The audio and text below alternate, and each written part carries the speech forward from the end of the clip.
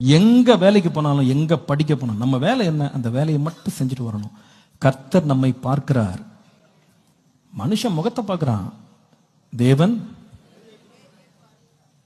இன்னைக்கு கல்யாணம் ஆயிடுச்சுன்னு சொல்றாங்க. ராத்திரி 12 மணிக்கு ஒரு ஃபீமேல் ஸ்டாஃப் வந்து கால் வருது. 1 hour பேசிட்டு இருக்காங்க. என்ன பேச்சு?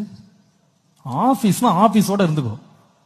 இல்ல அவங்களுக்கு ஃபேமிலியில் ஒரு ப்ராப்ளம். உன்னை யாருப்பா லாயரா வச்ச? லாயரா படிச்சா நீ லாயரா ஜட்ஜா? அவங்க கதை உனக்கு எதுக்கு?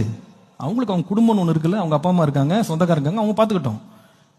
நீ இப்படி வந்து ஃபயர் இன்ஜின் மாதிரி எப்பவுமே நம்ம ஒரு ரெஸ்கியூ மோட்ல இருக்கக்கூடாது. எல்லாருக்கும் நிறைய பேர் ரெஸ்கியூ பண்ற இவங்களும் ரெஸ்கியூ பண்றதுக்கு ஆள் போக வேண்டியதாயிடுச்சு. இப்போ அவங்க ரொம்ப பிரச்சனையா, அவங்களுக்கு ரொம்ப பாடம்.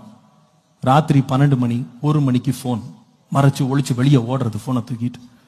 கணவன்மார் மனைவி மாதிரி. இப்போ ஆபீஸ்ல ஒரு பையன் ரொம்ப அவசரமா, நீங்க தான் எனக்கு ஆறுதலே, நீங்க தான். கேர்ஃபுல்லா இருந்துக்கப்பா, உன்னை பார்த்து நாங்கெல்லாம் பரிதாபப்படுற மாதிரி ஆயிடக்கூடாது.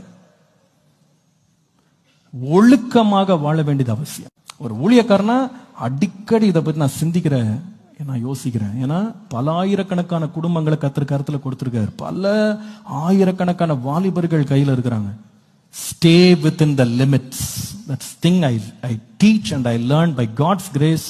கர்த்தருடைய கிருபையினால் அதை பாதுகாத்துக்கொள்ள கர்த்தர் கிருபை கொடுத்திருக்கிறார். அதனாலதான் ஊழியம் செய்ய முடியுது. அல்டா you are done, you are finished. என்ன அபிஷேகம் இருக்கலாம், என்ன கிருபை இருக்கலாம், வரங்கள் இருக்கலாம். ஆண்டவரே இந்த கிருபையில கடைசி வரைக்கும் என்ன காத்துக்கிடுங்க நான் சொல்றது.